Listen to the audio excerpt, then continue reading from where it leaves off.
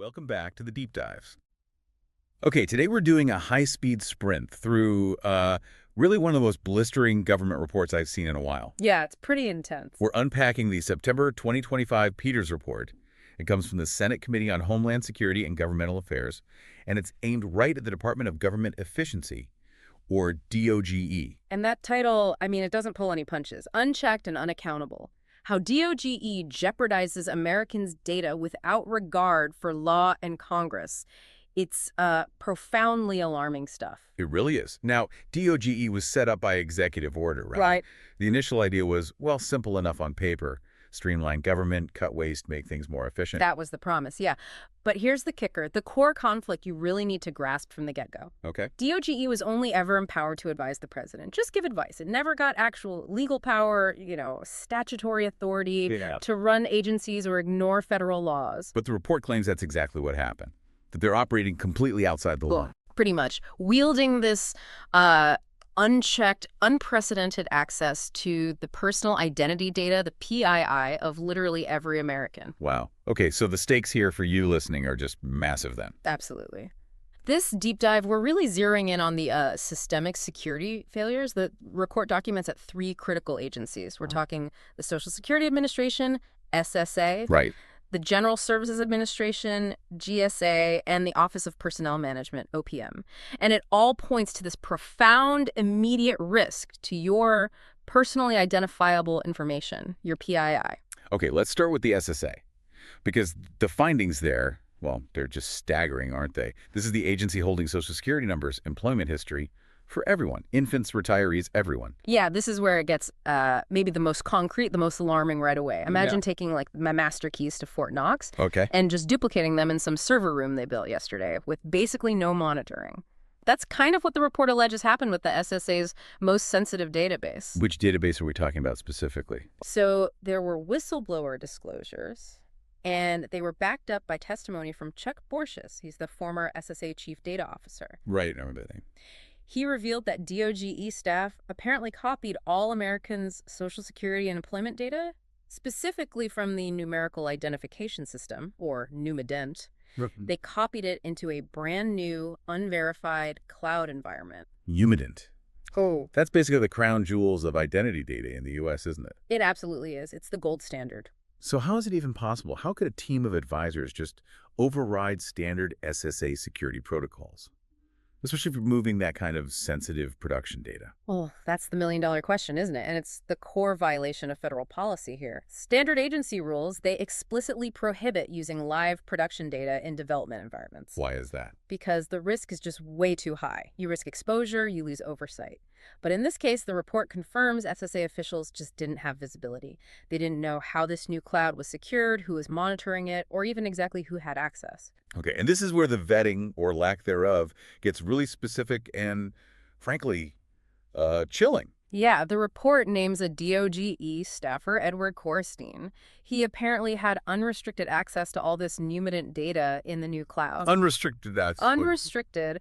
And public records, which the committee checked, show Korstein was allegedly fired from a previous private sector job specifically for sharing sensitive data with competitors. You're kidding. So someone with that background gets unrestricted access to the identity data of 330 million Americans. It sounds unbelievable, but that's what the report states. And it's not just the committee saying it's risky. The SSA's own analysis confirms this is basically an existential threat. They did an internal risk assessment. What did it find? It estimated the likelihood of a data breach with a catastrophic adverse effect. Think total identity collapse for millions to be between 35 and 65%. 35 to 65%. That's not a risk. That's playing Russian roulette with the entire country's identity system. It's astronomically high. Way, way beyond any acceptable margin of error in cybersecurity. So what does that actually mean, catastrophic adverse effect? If the worst happens, what does that look like for, the average person listening right now? The report is pretty blunt. The fallout could potentially mean reissuing Social Security numbers for everyone. Reissuing SSNs? How would that even work? Yeah, exactly. We're not just talking about mailing out new cards. Think about the chaos. Global domestic chaos. It would disrupt banking, credit systems, employment records, healthcare access, housing. Basically every system that relies on your SSN, which is almost everything. It would destabilize the entire economy. social systems too, for years. For years, absolutely. Remember the OPM breach back in 2015? That affected about 20 million people, and it was a disaster. Right. This NUMIDENT risk, it's exponentially large in every single American. Okay, so this catastrophic data failure risk at SSA, it feels like it has to be connected to this wider problem the report talks about, right? This failure of command across the board. That's a perfect way to put it.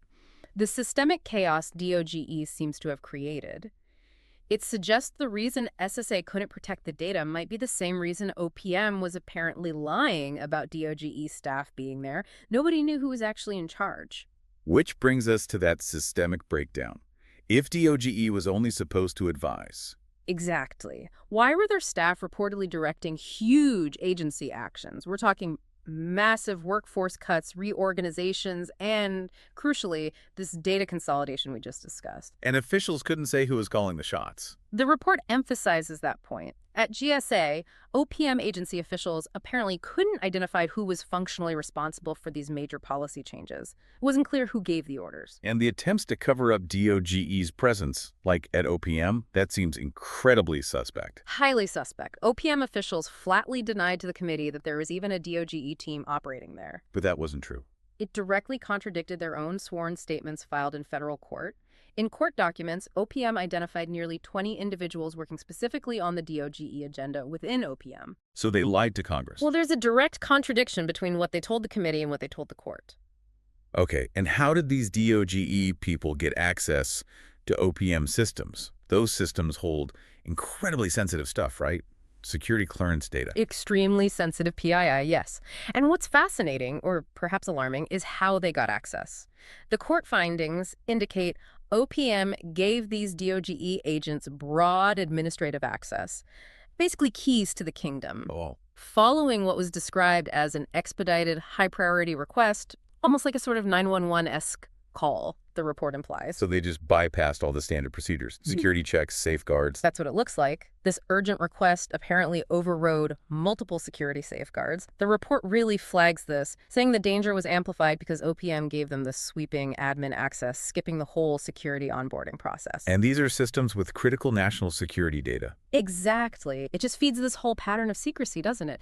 DOGE people operating outside the normal rules, working across different agencies at the same time, getting data access, often without the proper training completed.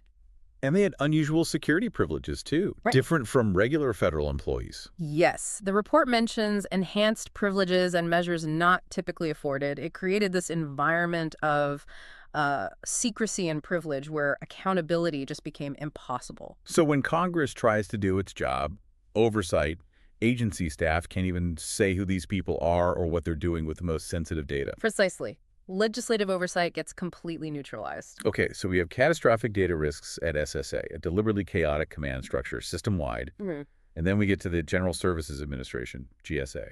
And the findings there, honestly, they just verge on the absurd. Yeah, the GSA chapter, it really does read like something out of a strange spy novel or a bad movie. What did they find at the GSA headquarters? DOGE personnel literally took over the executive suite, kicked out the acting administrator, essentially. Took over the boss's office. Whole suite. And their workspace was totally cordoned off, guarded by armed security. Armed guards. Inside GSA headquarters for advisors. Apparently so. And this is where those operational oddities really start to pile up. Congressional staff who visited observed offices within that suite were locked. Okay. And some office windows were crudely covered up with black trash bags and tape. Black trash bags taped over the windows? Why? It certainly speaks to an absolute refusal to be observed, doesn't it? Just complete secrecy. And then there were the living arrangements. Living arrangements. Yeah, the report details how GSA actually procured furniture for 7 bedrooms. For intermittent sleeping. Bedrooms. Yeah. In the GSA executive suite. 7 of them. One room congressional staff saw was filled with 2 unmade twin beds, a hot plate, random cables, smartphones scattered around. So they were living there. It seems like it, or at least set up to. The report also mentions a ping pong table and a fully stocked fridge. It suggests this wasn't just an office, it was like a dedicated, exclusive, 24/7 operational base. Wow. So these powerful efficiency advisors are sleeping on twin beds next to a hot plate and playing ping pong while running critical operations. What about their tech setup? Their computers. Also very strange, in the administrator's actual office, which they'd taken over, there were something like 10 workstations set up. Widescreen monitors, multiple cell phones per station, stacks of laptops. How many laptops? The estimate was 8 to 10 laptops per person. Stacks of them. And were these official government laptops subject to monitoring? That's the critical point. GSA officials couldn't confirm if they were GSA-issued devices. They couldn't say if they were subject to standard federal IT monitoring and security. Which leads directly to how they might have bypassed oversight, right? This technological end run. Exactly. This is key to understanding the sheer level of risk they potentially introduced. What did they do? GSA officials confirmed to the committee that Starlink had been installed in the suite. Starlink, Elon Musk's satellite internet service. That's the one. And when congressional staff asked to see the equipment, GSA refused them access. Wouldn't let them look at it. Why is using Starlink such a big deal here? What's the risk? Because Starlink is a private commercial network. It operates completely outside the government's required security architecture. The firewalls, the data monitoring tools, everything mandated by federal law, like FISMA. So they could operate off the grid? Effectively, yes. While potentially handling incredibly sensitive government data, including your PII, they created a data security loophole that the agency's own IT and security teams likely couldn't see into or track. A massive blind spot. And when congressional staff tried to get answers about the laptops, the Starlink, who these people were, what data they had. Total obstruction, according to the report. GSA officials wouldn't allow photos inside the suite. They blocked staff from viewing cloud architecture diagrams someone had drawn on whiteboards. They refused follow-up visits. Did they answer written questions? Failed to answer written questions adequately, particularly about the specific employees and their data access levels. They just kept repeating, basically, they are GSA employees. Which, as we've discussed, doesn't really mean anything in this context if no one knows who they report to or what rules they're following. Exactly. It confirms nothing about accountability or legal compliance. Okay, so let's pull all this together. We've got the SSA data copied into an unsecured cloud, systemic command chaos, bizarre operations at GSA with off-grid internet. What's the big picture takeaway here? What laws were actually broken? The synthesis from the report is pretty stark. DOGE's pattern, the secrecy, the lack of oversight, the refusal to adhere to federal law has put the sensitive PII of every single American at catastrophic risk. And they violated specific laws. Absolutely. The report flags violations of at least 3 critical pieces of legislation designed specifically to prevent this kind of thing. Okay, let's quickly go through those. What's the first one? First, the Privacy Act of 1974. This is fundamental.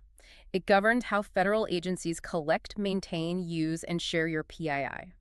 By copying massive data sets like NUMIDENT outside of verified secure systems, they likely broke the core tenets of this law protecting your privacy. Okay, Privacy Act. What's second? Second, FISMA.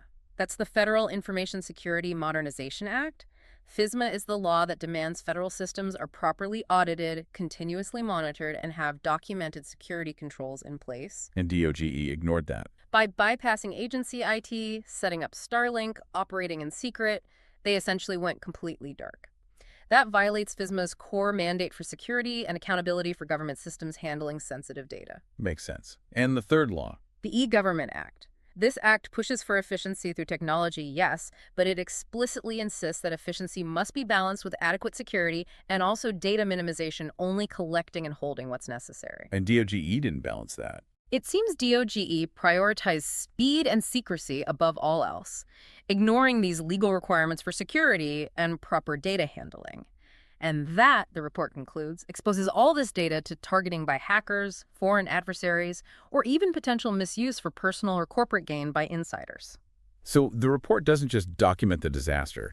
It calls for immediate action, right? What does the committee demand? Yes, it lays out 4 immediate actionable steps the administration needs to take, like right now. What are they? First, immediately shut down that new cloud environment at SSA, the one containing the copied NUMIDENT data. Just turn it off. Okay, stop the bleeding. What's next? Second, revoke all DOGE access to any PII across the entire federal government immediately.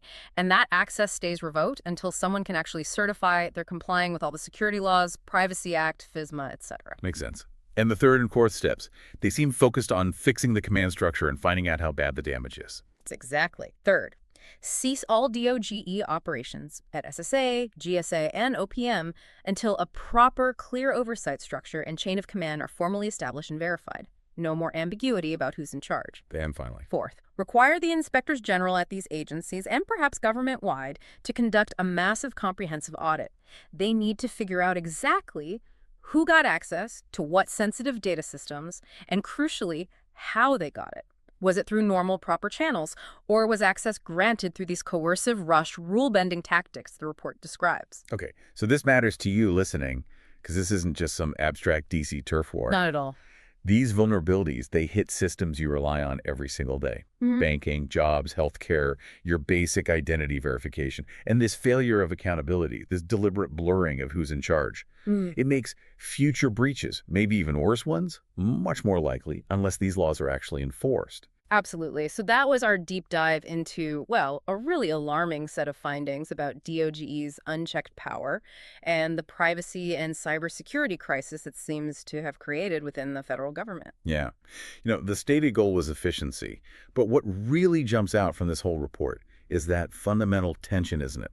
Between wanting rapid change, rapid tech adoption, like quickly moving huge databases to the cloud, and the slow, maybe sometimes tedious, but absolutely essential safeguards needed for privacy, for security, for basic democratic oversight. That tension is right at the heart of it. So when speed clashes with security, and when the lines of command are deliberately fuzzed up with secrecy, what should be the absolute priority for government?